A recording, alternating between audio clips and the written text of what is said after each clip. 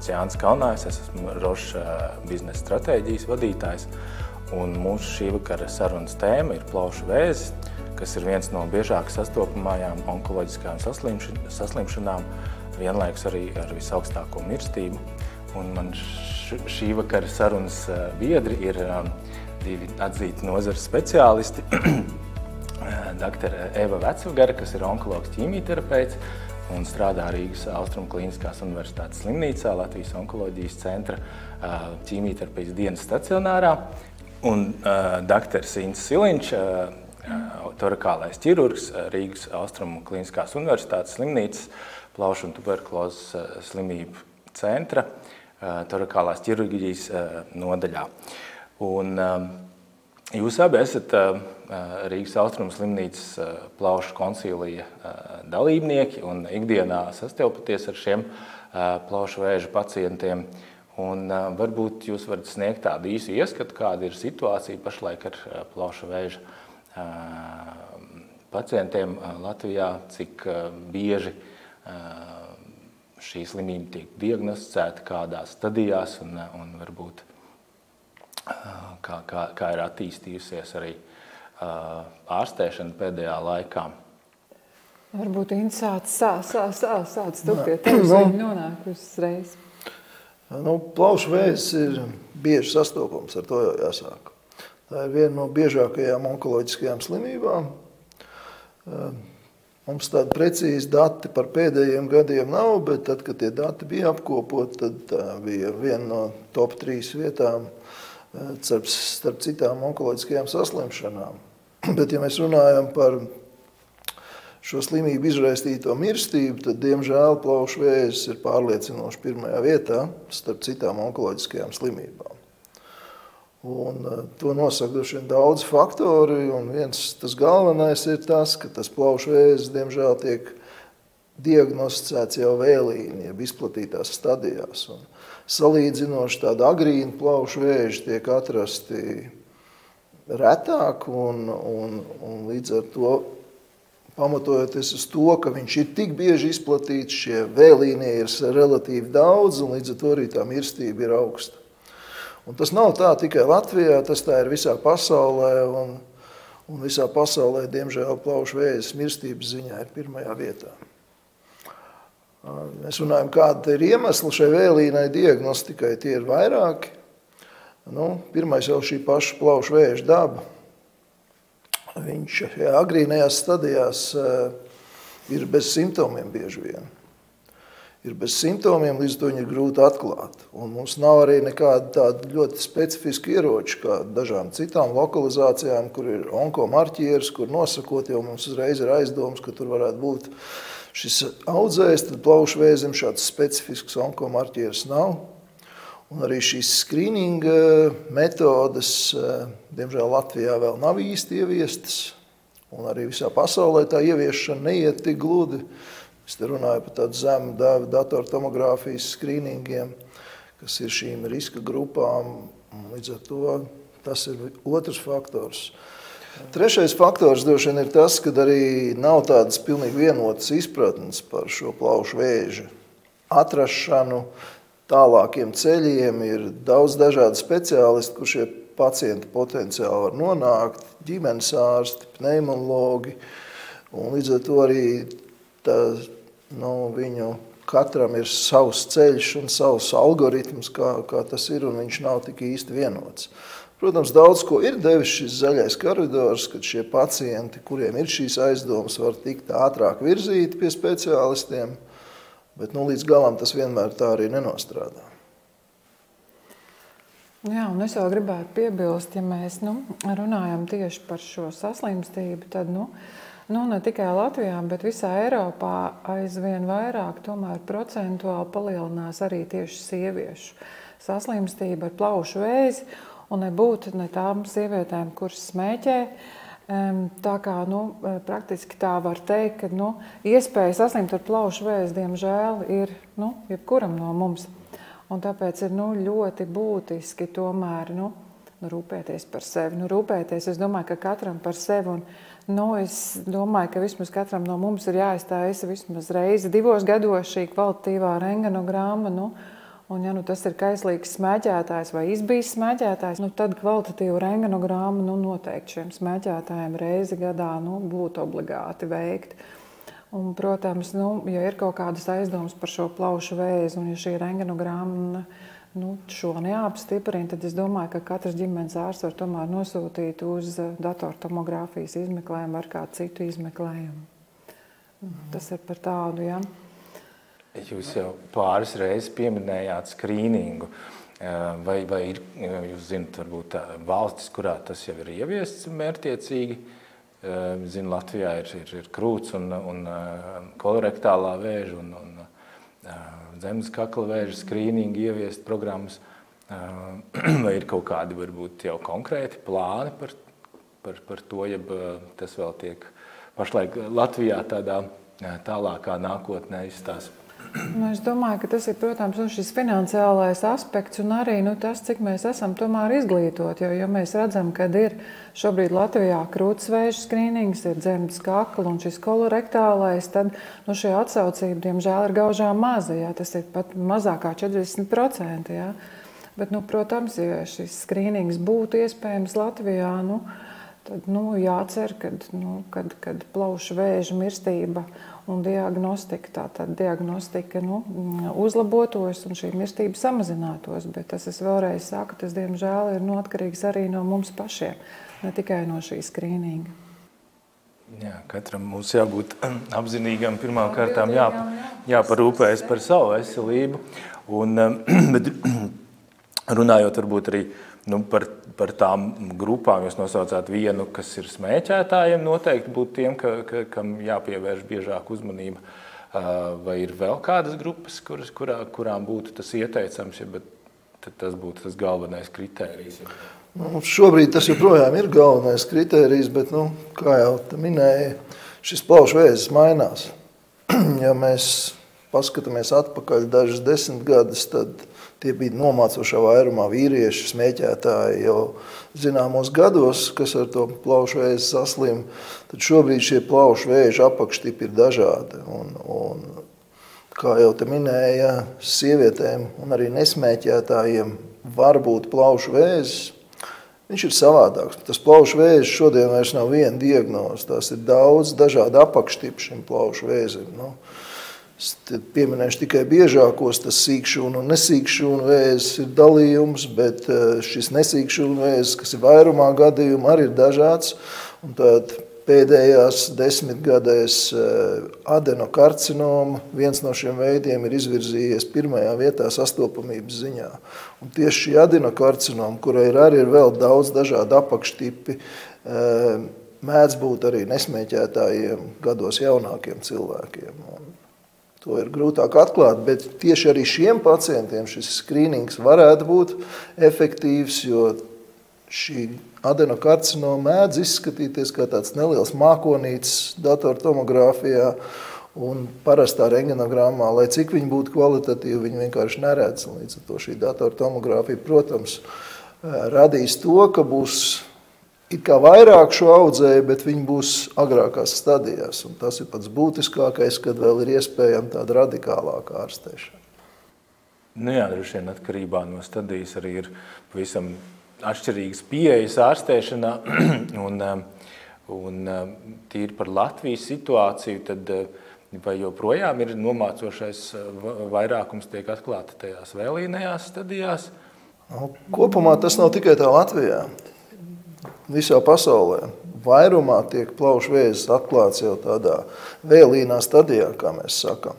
Kas ir mainījies tas, ka arī šīm vēlīnām stadijām ir ko piedāvāt. Ir ārstēšana, bet īpaši, ja mēs runājam par tādiem ielaistākiem un vēlīnu stadiju audzējiem, tad tur šajā ārstēšanā to neārstē viens ārsts, tas nevar būt viens ķirurgs vai viens ķīmijterapeits, tur ir vajadzīga šī multidisciplinārā pieeja. Un jāsaka, ka tas vismaz beidzot mums ir sakārtojies, un mums ir šāda multidisciplināra pieeja, ko mēs šos pacientus pēc iespējas visus vērtējam konsīlijos un arī lēmjam, kāds kuram ir tas labākais ārstēšanas ceļš. Jā, var pateikt tiešām, ka šobrīd Rakusā tas mums notiek. Jo šie plaušu vēža ārstēšanas ceļi ir jau diezgan daudz. Un kā jau doktors teica, tad, kad es sāku šajā profesijā strādāt pirms 20 gadiem, tad plaušu vēzis bija tikai vai sīkšūna, nesīkšūnas. Labākā gadījumā vēl bija adenokarcinoma, plakanšūnas vai lielšūna audzējs. Tad šobrīd tā nav viena slimība vairāk. Tās jau ir daudzas jau slimības, atšķirīgas, ar atšķirīgu terapiju, tātad ar prognozi, ar dzīvildzi. Ja, piemēram, runājam par nesīkšumu, plaušu vēžu, neplakanšūnu, tad jau ir izšķirti jau vismaz 12 apakštīpi atšķirīgi, kuriem jau visiem ir medikamentoza terapija pieejama pasaulē. Plakanšūnim tas ir ap 6 kaut kur apakštipiem jau, kas ir konstatēti ar adekvātu terapiju. Tā kā tas cilvēki, tā teorētiski var teikt, var būt 6 plaušu vēža pacienti, piemēram, ar labās plaušas vēzi, bet katrs ar pilnīgi savu atšķirīgu terapiju, ar atšķirīgu tātad prognozi un šo dzīvildzi. Tā kā, atgriežoties pie šī plaušu vēža koncīlija, kas mums ir un notiek Rakusā reizi nedēļā, tad tur mēs piedalāmies torakālais ķirurgs, kas vada šo koncīliju, onkologs ķīmijterapeits mums ir staru terapeits, ir pulmonologs. Protams, mēs vēl labprāt vēlētos arī klāt vēl patologu, kas izvērtētu un paskaidrotu šo imunhistoķīmiju un ģenētisko audzēju analīzi, kā arī radiologs vai arī paliatīvais ārsts. Un tikai šādu komandu tad spēja izvērtēt, pirmām kārtām noteikt pareizu plaušu vēža stadiju, novērtēt šo cilvēku vispārējo stāvokli un tālāk izvērtēt, vai tā būs. Šis būs veiksmes stāsts pacientam, un viņš aizies pie doktora Siliņa, un viņš viņu izoperēs radikāli, vai viņam nāksies tomēr nākt pie mums, pie onkologiem, ķīmijterapeitiem, saņemt šo sistēmisko terapiju vai pie staru terapeitu. Un, protams, arī paliatīvais speciālists būtu vajadzīgs, jo tas arī ir viens no plaušu vēža ārstēšanas veidiem.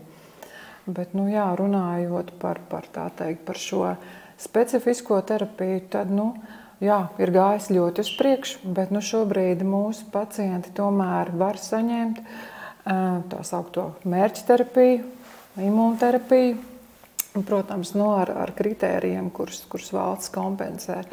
Bet ir arī papildus nākuši tātad smalki šie molekulāri ģenētiskie izmeklējumi, jaunās paudzes sekvencēšanas metodas, kur izanalizējot vairāk kā 300 gēnus, mēs varam noteikt dažādas šīs mutācija alterācijas. Bet, protams, arī jāsaprot to, ka arī to visu nosakot un saprotot varbūt, kā šo terapiju saņemt, nevienmēr šim pacientam, viņam izdodas saņemt šo terapiju, jo tā ir kompensēta tikai pirmajā līnijā, un, kā mēs zinām, tad metastātisks plaušu vēzis, viņš progresē, un, ja ir vajadzīga šī nākošā līnija, tad, diemžēl, mums no jaunajiem medikamentiem nav šī pieejamība. Tas tā īsumā varbūt tā par šo medikamentozo terapiju, un tas, ka ir labi, ka mums ir šis koncīlijs. Jā, es saprotu, ka tā katra pacienta ārstēšana ir stipri personalizēta un arvien tādā smalkākā līmenī. Bet ko es arī dzirdu, ir tas, ka ir cerība arī, es saprotu arī pacientiem, kuriem ir vēlīnas stadijas atklāts. Es saprotu, pašreizējā terapija piedāvā arī iespējas dzīvot, dzīvot un gadiem dzīvot. Tagad es varu teikt, un tas arī pēc pētījumiem, gan arī pēc personīgās pieredzes, kad ir pacienti ar 4. stadiju, kas jau ir pārsnieguši 5 gadu dzīvildzi, jau tuvojās 8 gadu dzīvildzē. Bet tas arī ir tāds, atkal jāsaka, tāds veiksmes stāsts, vai šī mutācija ir šim audzējam, pret kuru ir šī terapija un kā viņi nostrādā, jo tur ir daudz un dažādi šie faktori. Un arī šīs terapijas iespējamības. Mēs runājam arī par ķirurģisko terapiju. Tad mums jāsaprot, ka principā nesīkšūna plaušu vēzis agrīnās, ja 1., 2. stadijā, tā pamata ārstēšanas metode jau ir ķirurģija. Bet kas ir tagad krietni mainījies, ir tas, ka mums ir ko dot pēc tam, tā saucamā adjuvantā terapija. Un tas, ko te doktors stāstīja par to vēlīno stadiju audzējiem, kuriem dažreiz sākot šo specifisko terapiju, izdodas panākt progresu. Un arī šeit uzskat mainās, tiek pārskatītas indikācijas, un dažreiz mēs varam iejaukties arī tādā ārstēšanas kopējā tajā plūsmā ar šo ķirurģisko ārstēšanu arī vēlāk, tā, kad ir panākts progress. Un tādējādi vēl dot pacientiem kaut kādu papildus laiku. Un tas, man liekas, arī ir tas, kas ir mainījies. Jā, un arī es varu pateikt, ka tikai ne ķirurgi var slimnieku radikāli izārstēt, bet arī mēs ķīmijterapeiti to dažreiz varam izdarīt. Ja? Jo arī, piemēram, 3. stadijām pēc labas saņemtas ķīmijterapijas un staru terapijas ar sekojošu imūnterapiju, ja? Man ir slimnieki, kam ir tiešām radioloģiski pierādīta pilna remisija. Un arī par to ir prieks. Tā kā mēs drusciņi varbūt uz priekšdienām nākotnē spēsim arī konkurēt varbūt ar ķirurgiem. bet šobrīd viņi, protams, ir tie, kas var pateikt, ka šis slimnieks ir vesels un radikāli viņu izārstēt. Jā, prieks dzirdēt, ka ir tāda attīstība veselības aprūpē un cerība šiem plaušu vēža slimniekiem. Man tāds pavisam praktisks jautājums.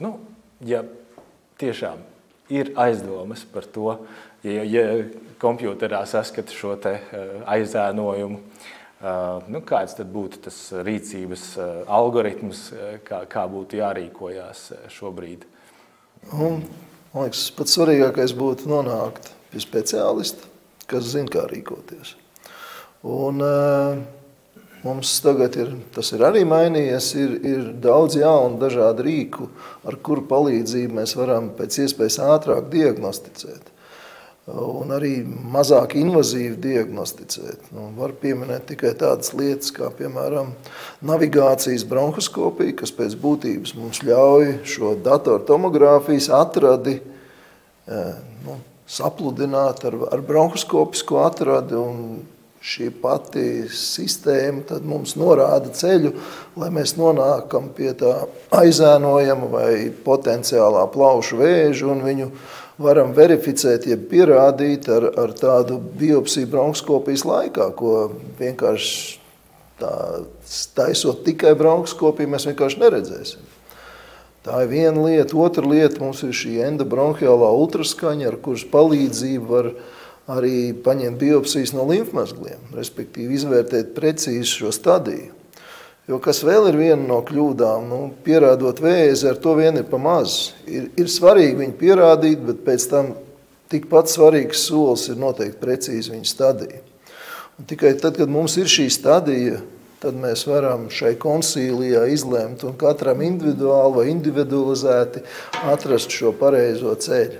Tātad plaušu vēzi var ārstēt un vajag ārstēt, un varbūt doktors Siliņš var pastāstīt par to, kā ir pēdējo gadu laikā mainījusies tīri ķirurģiskā ārstēšana. Jā, es jau minēju šīs diagnostikas metodas, kas ir ienākušas un kas mums palīdz reāli ikdienā. Mums palīdz ātrāk nonākt pie diagnozes, palīdz ātrāk novērtēt šo audzēju stadiju.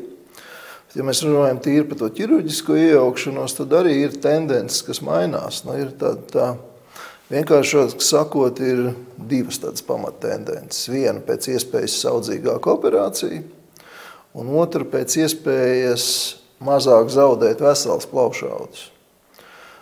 Šī pirmā tendence ir mazinvazīvās operācijas, ir tās augtās endoskopiskās operācijas, ir videotorakoskopiskas operācijas, un pat šīs ir kļuvušas mazāk invazīvākas. Agrāk vajadzēja vismaz 4 atveres, lai veiktu kaut kādu krūškūrju operāciju, tad tagad mēs to veicam caur vienu atveru, kādu 4, 5, 6 cm garumā, atkarībā no audzēja lielumu, un veicam pilnību anatomiskas operācijas ar adekvātām limfadenektomijām, un tā ir viena no tām tendencēm. Un otra no tendencēm pie tādiem audzējiem, kur ir centrāli lokalizēti, respektīvi skara plaušas sakni. Ja agrāk vienīgais veids bija ņemt visu to plaušu ārā, tagad cenšas pēc iespējas daļu no šīs plaušas sasaudzēt, kas nav skarta ar audzēju. Tāpēc mēs pielietojam dažādas bronhoplastiskas un arī dažreiz asinsvadu plastiskas operācijas, lai varētu daļu no šīs plaušas sasaudzēt. Tās ir tādas divas pamatu ievirzes. Un trešā, es domāju, ko es jau minēju un ko mēs visu laiku runājam, ir šī multidisciplinārā pieeja. Jo mums būtu svarīgi šo konsīliju veikt gan pirms operācijas, gan pēc operācijas, un pēc tam iespējams vēl vairākas reizes atkarībā no tā, kā šī pacienta pēc ārstēšanas novērošana norit, un vai viņam tiek atklātas kaut kādas jaunas izmaiņas. Un katru reizi ir ļoti svarīgi tieši šī multidisciplinārā pieeja, un ne tikai šī ķirurģija un ķīmijterapija, bet dažreiz arī staru terapija var tikt pievietot, un arī tā attīstās, un ir šī stereotaktiskā radioķirurģija tā saucamā, kad ar mazāk reizēm var precīzāk nostarot kaut kādas izmaiņas, kuras nevar vai nu izoperēt, vai kuras var būt kā papildu solis šajā ārstēšanā. Izklausās daudz saudzējošāk un patīkamāk pacientam, cik jau to var teikt patīkamāk, bet kā ir ar medikamentozo terapiju, vai tā arī ir kļūsi saudzējošāka un precīzāka? Arī jā, tad ir jāsaka, protams, jāstāst par imūnterapiju, kas es domāju, ka tā tiešām ir tāda revolūcija onkoloģijā šobrīd. Imūnterapija, kas ne tikai tiek pielietot pie plaušu vēža, bet jau, man liekas, praktiski jau visās lokalizācijās. Tādā īsumā tautiski varētu pastāstīt, ka tātad vēža šūnas ir tādas viltīgas, tās uz savas virsmas izstrādā tādus saucamos PDL1 receptors, kas ir programmētās nāves ligānu viens receptors. Savukārt, tā kā ar T šūnu limfocītam ir savs receptors, un tādējādi viņi abi sakabinātajos kopā. Tātad šis mūsu imūnu sistēmas limfocīts neatpazīs var šo šūnu, kas būtu jāiznīcina, un tad nāk šī imūnterapija, kas varētu teikt tā atkailina, bloķējot šos abus receptorus, šo vēža šūnu, un tādējādi tātad šī mūsu imūna sistēma sāk atpazīt vēža šūnu un pati sāk cīnīties pret to. Jā, imūnterapija šobrīd, tātad, kā jau es teicu, tiešām ieņem lielu lomu, un vēl 2018. gadā šie zinātnieki, kas šo terapiju tātad arī izgudroja, saņēmuši Nobela prēmiju. Latvijā pie mums viņi ir pieejami šobrīd, kā jau es iepriekš teicu, pie metastātiska plaušu vēža. Skatoties, cik ir šis programmētais nāves liganda viens receptors procentuāli, tad arī ir šie kompensācijas noteikumi. Bet, protams, ļoti gribētos, lai ne tikai viens preparāts būtu kompensēts, bet ja ienāktu jau vairāk šī imūnterapijas medikamenti, jo šī dzīvildze, saņemot šo terapiju, tie nav mēneši, tie ir gadi, tie ir no 5 jau līdz 10 gadi, ko var cilvēks sadzīvot ar šo nopietno onkoloģisko saslimšanu, un kas būtībā jau tā ir, kā slimniekiem saka, tā ir tāda jau kroniska slimība, apmēram kā, cukuru diabēts vai arteriālais spiediens, kur mēs skatām, dažreiz arī mainām šos medikamentus, bet mēģinam ar viņu sadzīvot. Un, protams, tas ir ne tikai pie metastātiska vēža, un būtiski savu lomu jau ir ieņēmusi arī tā sauktā profilaktiskā arī imūnterapija, arī mērķterapija, kas būtiski saņemot pēc operācijas ķīmiju ar sekojošu imūnterapiju, pagarina šo bezslimības laiku, kā arī dzīvildzi pagarina. Arī neodjuvantajā terapijā, tas ir pirms operācijas, mēs varam kombinēt ķīmiju ar imūnterapiju un arī tiešām iegūt labus rezultātus. Tā kā cerība ir ļoti liela, ka šie plaušu vēži tātad dzīvos, ja pēc 20 gadiem, ja es saku, ka tie ir 5-10 gadi, kad es sāku strādāt, tad vēl, ka tie būs jau savi 20 gadi un ilgāk. Tā kā zinātne attīstās, protams, ka ļoti ātri, un vēlētos tikai, lai mēs arī spētu Latvijā savu slimnieku šādi ārstēt un aizvien jaunāku un inovatīvu medikamenti. Protams, arī ne tikai imūnterapija, arī šī mērķterapija būtu pieejama. Prieks dzirdēt, ka plauša vēža ārstēšana ir pēdējo gadu laikā ievērojami uzlabojusies. Un varbūt kas būtu tomēr tas no pacienta puses, kas būtu nepieciešams, lai tā ārstēšanas rezultāts būtu optimāls? Manuprāt, pirmām kārtām tā ir šī sadarbība ar savu ārstējošo ārstu, un tā ir uzticēšanās no abām pusēm. Un tā ir tāda līdzestība, kas vienmēr, protams, ka nesīs lielāku šo pozitīvo risinājumu. Un es domāju, ka ne tik daudz varbūt meklēt šo informāciju apkārt no kaimiņiem, no palātas biedriem vai internetā. Protams, internetā arī mēs daudz varam atrast, bet nevienmēr uz pētījumiem balstītu šo informāciju. Tāpēc es domāju, ja pacients spēs uzticēties ārstam, un ja būs šī līdzestība starp pacientu un ārstu, un ja vēl tajā visā iesaistīsies pacienta ģimene, kas arī ir ļoti būtiski, jo bieži vien pacientam šī cīņa vienam pašam, un arī kaut arī viņam ir šī līdzestība ar ārstu, ir ļoti grūti, tā kā šī uzticība sev pirmām kārtām, ārstam, savai ģimenei, un tad arī kopā ar jauno inovatīvo medikamentozo terapiju un dažām citām metodēm, es domāju, ka mēs varam panākt daudz labākus rezultātus, nekā tas nebūtu bez tā visa. Tad vienkārši lieta ir vajadzīgs laiks sarunai.